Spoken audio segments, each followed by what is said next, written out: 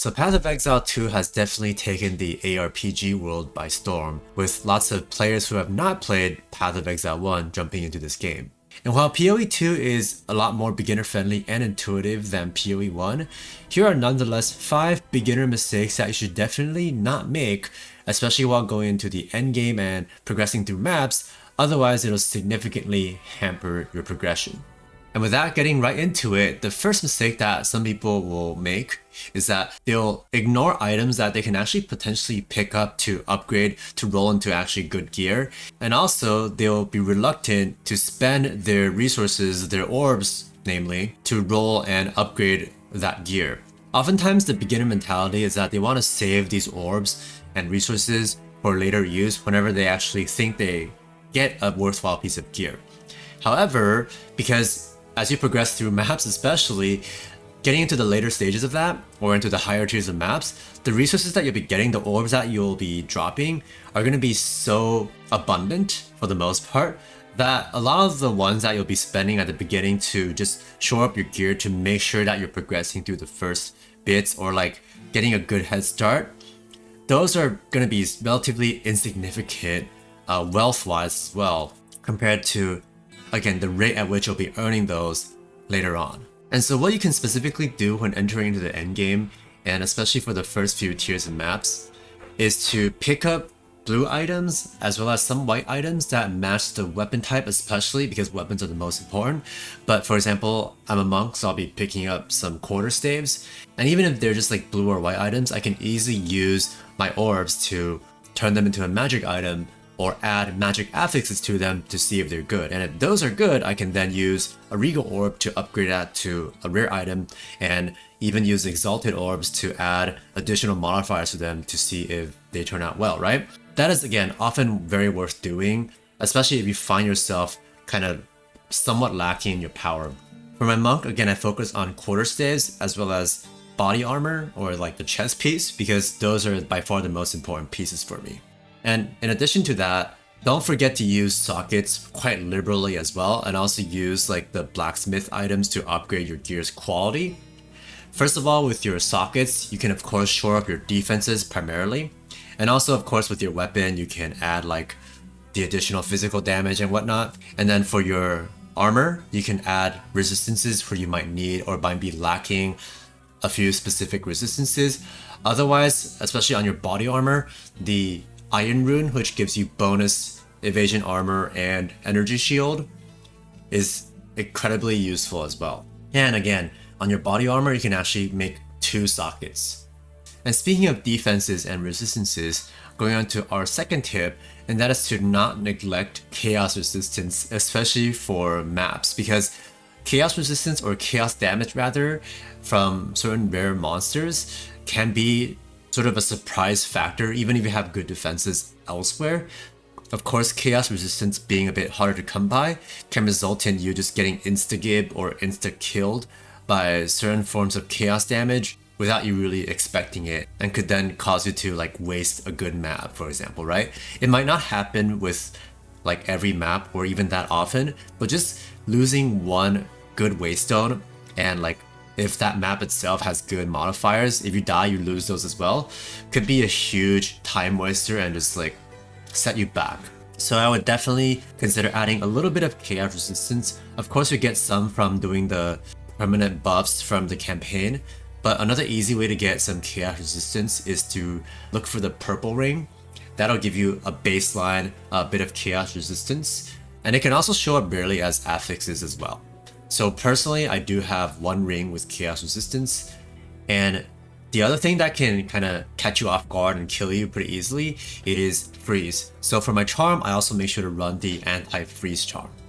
Alright, and on to tip number 3, and still on itemization for a bit, and that is to not kill your survivability or defenses for the percent to rare item affix, which, while it is really powerful, as you may have heard from some other content creators, it might actually be a bit too powerful, but you don't actually want to go out of your way to just stack it no matter what, and then sacrifice your ability to survive through maps, namely being able to save your Waystone and say good map affixes, because again, if you die, not only do you lose that Waystone, potentially good Waystone, but also if the map itself has like good modifiers, like there's like a boss or it's irradiated or whatever, that actually also goes away if you die. So map sustain is actually more important than getting that rare item fight, and only then, only once you have enough defenses, as I've talked about before, you want like good resistances across the board, some anti-freeze, a little bit of chaos res, some inherent defensive capabilities through your skills or passes and whatnot. Only then should you consider adding some percent rare item to your gear, because even if you're getting more rare items, if you die, the waystone and the time and like the map wasted will often more than offset the amount of increased rare items that you find anyway. Moving on to mistake number 4, and that is not really finding a right time to do your 3rd and eventually 4th ascendancies. But focusing on the 3rd ascendancy, generally you'll want to do the trials of the Sekimas. So the keys are called Jin Barias, however you pronounce that, but you'll often be able to get these to drop as you go through even some of the lower tiers of maps. So again, you'll just be progressing through maps, doing the quest to do 10 of each tier, right, as you go up that. And on average, you should be able to get a few of these keys or Jin barriers to drop to be able to do the Ascendancy. But as for when to actually do it, it would actually depend on whether you're ranged or melee, in my opinion.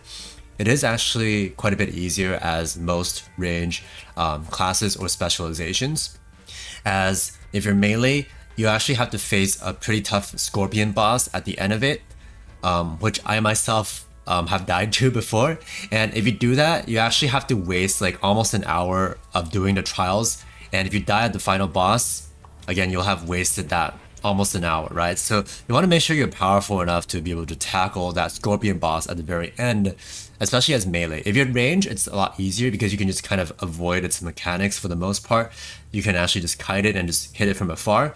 But if you're melee, you have to watch out for like the floor tiles, not step on them because those are traps, and watch out for the quicksand because that will like suck you in and trap you and slow you down as well.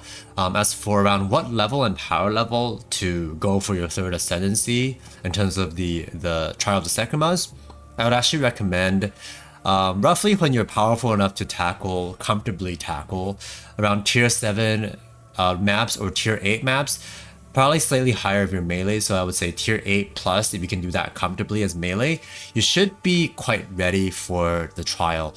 But again, it would also depend on whether you have unlocked enough space for the relics, because those relics will give you honor resistance, which will help you survive to the run as well. So what I ended up doing is for my first, this higher tier run, for this first run here, I actually did the 2nd boss, and which unlocked additional space in my relic cache, so to speak, which allowed me to socket in more relics to make my run easier, which then allowed me to do better on the next trial, right?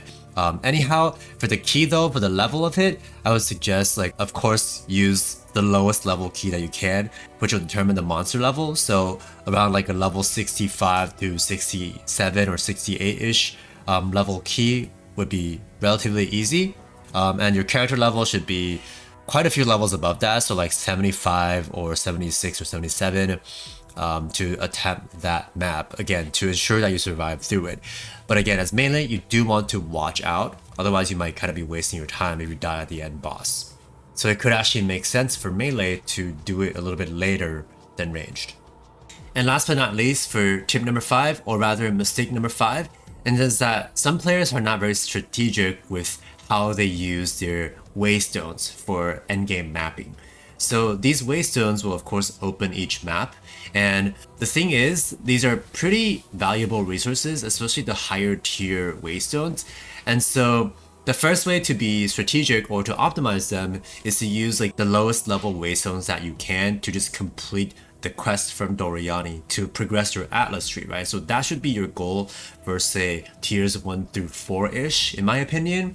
Because before that, your Atlas tree won't really be, or won't have enough points to really allow you to sustain maps and consistently get higher tier and more waystones just from those like very few points from the first few tiers. I would actually just recommend using your worst waystones. Even if the maps are not giving you much experience at all, I would just recommend blasting through those and saving your better maps, unless you happen to come across like a map with a boss then you can consider using one of your better maps, because like bosses give you a much higher chance to, obviously they drop stuff, right? So you have a much higher chance to get like Waystones and better Waystones from that. Once you get to around tier 5 of the quest, you can then start using your better maps more liberally. By the way, these lower tier maps you can also buy occasionally from Doriani. Whenever you complete a map, you can also check out Doriani to see if he sells some of the slightly higher level maps. He might occasionally, but mostly he just sells like tier 1 Waystones. But you can actually use the reforging bench to like reforge your way to like slightly higher tiers. So again, 3 tier 1 Waystones will reforge into a tier 2, and so on and so forth, right? Almost reminiscent to like how Diablo 2 runes work, very interestingly. But anyhow, once you get past like tier 4 or tier 5 of the quest, you can then target your best Waystones on some of the best maps, right? The best being the ones that are irradiated, which give +1 monster level, the ones with like bosses, right? Of course, use the power buff, and very importantly as well, each map has like its own unique style or layout and ease of like clear, because some maps can make it annoying for like, for example, certain range or area attacks get clipped by the terrain, or it might just be a hassle to navigate to find like the rare monsters you need to kill to complete the map. You might have to backtrack a bit. So anyhow, you also want to focus on the best maps. So I actually link a video and a spreadsheet by Wudijo, who actually made a tier list for what the best and worst maps are, to allow you to, again, target the best maps with your best Waystones. And another thing you should definitely do is, whenever you get like a decently high tier of Waystone that is not like blue or yellow, you can definitely consider also using your orbs to upgrade them, right? Because upgrading them will give you like more monsters, for example, higher chance of dropping Waystones, which is extremely important. So especially for your like rarer maps that you have fewer of, the higher tier ones, or Waystones rather, you definitely want to be sort of juicing them up with these like modifiers with your resources, because it is generally worth it as well, unless you already have like an abundance of them. Anyhow, map sustain is the primary goal that you should be focusing on in the end game, and everything else like leveling up, like your experience and like having like other rare items drop should be secondary, and you'll be able to branch out to those goals afterwards. And with that, those are 5 common mistakes or tips, if you will, that beginners will make when getting into the PoE 2 endgame. Let me know if you have any other tips to add, and I'll be sure to reply to all of your comments. Of course, if you found the video helpful, consider hitting the like button and subscribe to my channel for more cutting edge videos.